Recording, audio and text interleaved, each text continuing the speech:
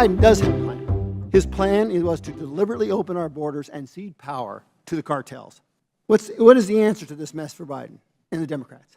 More big brother, more control, even changing our culture?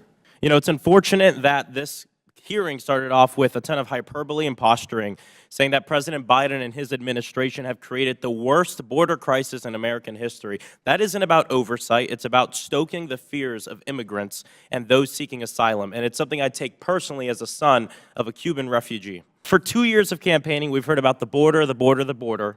And here we are, and yet we're not being solutions-oriented. It's hyperbole and lies. Mr. Chairman, before I start, earlier, I believe I heard Mr. Gosar say something about President Biden's immigration policies being more big brother, more control, and more changing our culture. I just want a clarification. Is that what Mr. Gosar said?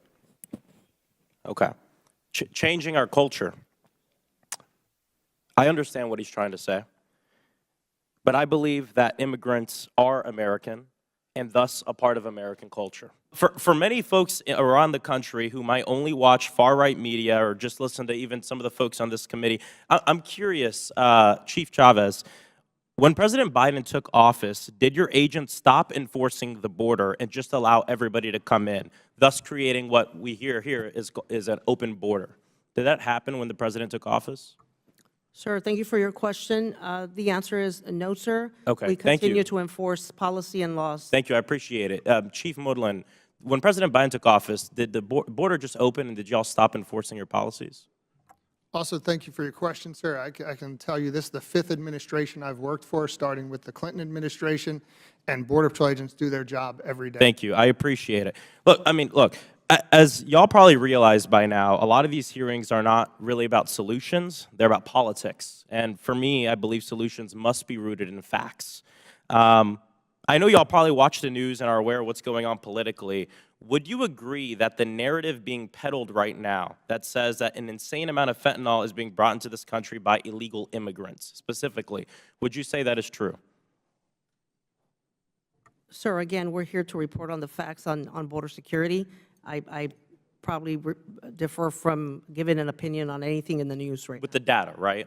Because that's probably doubtful. I can't provide all a good. factual Thank you, Chief. statement. No, I appreciate it. I agree, right? It has to be rooted in the data.